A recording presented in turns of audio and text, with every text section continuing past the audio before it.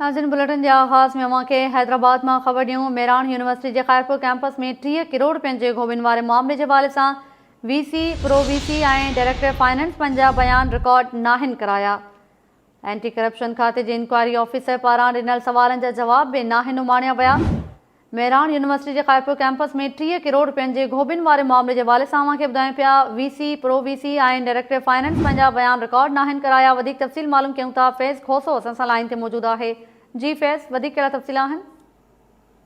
जी तारा, Mehran university Khairpur campus में 30 करोड़ रुपयनि खां वधीक रक़म में घपलनि वारे मामले में यूनिवर्सिटी के vice chancellor doctor Mohammad Aslam Mukeli, pro vice chancellor doctor Taha Hussain Ali और डायरेक्टर फाइनेंस मुनीर अहमद शेख अञा ताईं पंहिंजा बयान जमा न कराया आहिनि, जंहिं सबबि एंटी करप्शन खाते पास हलंदड़ इंक्वायरी में अञा का अॻभराई न थी सघी आहे। एंटी करप्शन खाते जो डायरेक्टर इंक्वायरी 2 मुर्तज़ा मेमून मामले की जांच करे रहियो आहे, जंहिं 8 ॾींहं अॻु मेरान यूनिवर्सिटी जो wise chancellor, pro vice chancellor ऐं डायरेक्टर फाइनेंस के तलब करे सवालनामा ॾिना हुआ। त इन्हनि सवालनि ते पंहिंजा जवाब जमा कराइनि त इंक्वायरी खे मुकमल करे सघिजे।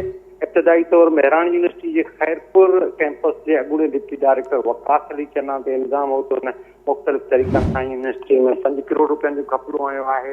यूनिवर्सिटी इंतजामिया पारां अहिड़ी रिपोर्ट बाद बोर्ड यूनिवर्सिटी सिंध के ॾिनी वई, जितां एंटी करप्शन खाते खे वकास अली चन्ना जे बयान की रोशनी में एंटी करप्शन खाते हिन इंक्वायरी की जांच जो दायरो वसी कयो ऐं पतो पियो त जेको ग़बन आहे 5 करोड़ न पर 30 करोड़ रुपया है।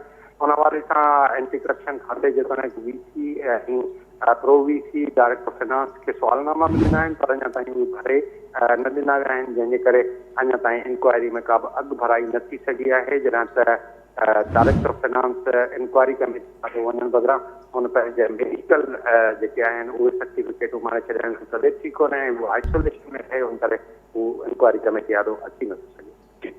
महिरबानी अवां जी फैज़ खोसो तफ़सील ॾियण लाइ।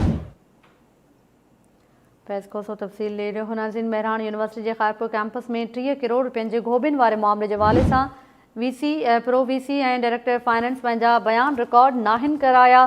एंटी करप्शन खाते के इंक्वायरी ऑफिसर पारां ॾिनल सवालनि जा जवाब भी नाहिन उमाणिया विया।